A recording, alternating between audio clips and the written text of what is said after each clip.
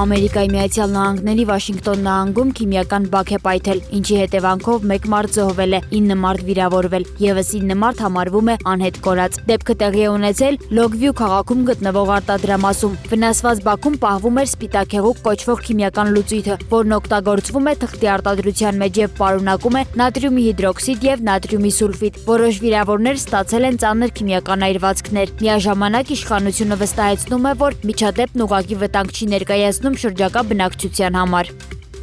Լիբանանի առողջապահության նախարարության տվյալներով նախօրեին երկրի հարավում Իսրայելի իրականացրած հարվածների հետևանքով զոհվել է 31 մարդ, այդ թվում 4 երեխա, իսկ 40 մարդ վիրավորվել է։ Լիբանանի ազգային լրատվական գործակալության փոխանցմամբ իսրայելական անօդաչու սարքերից մեկը հարվածել է հիվանդանոցի մերձակատարածքին, զգալի վնաս հասցնելով բուժհաստատությանը։ Չնայած գործող հրադադարին, Իսրայելը շարունակում է ուժեղացնել ռազմական գործողությունները Հեզբոլլահի դեմ։ Ավելի վաղ Իսրայելի վարչապետ Բենյամին Նեթանյահուն հայտարարել էր, որ հարվածները կուժեղացվեն։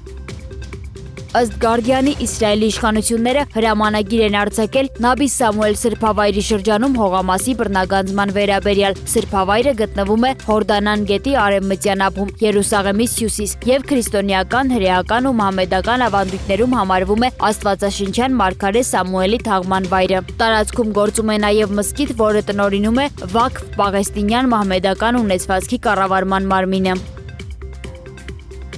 Իսլամական հեղափոխության պահապանների կորպուսի ռազմածովային ուժերը հայտարարել են, որ վերջին 24 ժամվա ընթացքում եւս 25 նավ եւ նավթային լցանավ է անցել Հորմուզի նեղուցով իրանական հրամանատարության հետ համաձայնությունից հետո։ Իսլամական հեղափոխության պահապանների կորպուսի ռազմածովային ուժերի հայտարարության համաձայն անցած նավերի թվում եղել են նավթային լցանավեր, բեռնարկղային եւ այլ առևտրային նավեր, որոնց անվտանգությունն ապահովվել է իրանական կողմի համակարգմամբ։ Հայտարարությունում նաեւ նշվում է, որ Իրանն ամբողջ զորությամբ վերահսկում է Հորմուզի նեղուցը եւ ցանկացած ագրեսիայի դեպքում խոստանում է ջախջախիչ պատասխան։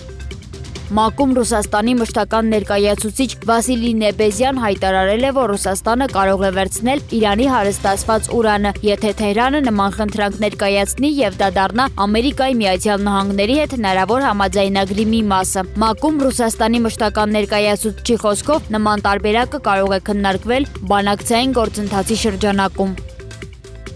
ՆԱՏՕ-ն նախատեսում է Ռուսաստանի եւ Բելարուսի սահմանների մոտ տեղակայել շուրջ 60,000 զինծառայողից բաղկացած 3 դիվիզիա։ Այս մասին հայտնում է Reuters-ը։ Աղբյուրի փոխանցմամբ ստորաբաժանումները կտեղակայվեն Լատվիայի եւ Էստոնիայի տարածքում։ Խաղաղ ժամանակ այնտեղ կգործի հիմնականում հրամանատարական կմախքային կառուցվածք, սակայն այն կունենա հրետանու, հակաօդային պաշտպանության եւ բժշկական ծառայությունների անհրաժեշտ մասնագետներ, որպիսի անհրաժեշտության դեպքում հնարավոր լինի արագորեն լրացուցիչ զորքեր տեղակայել։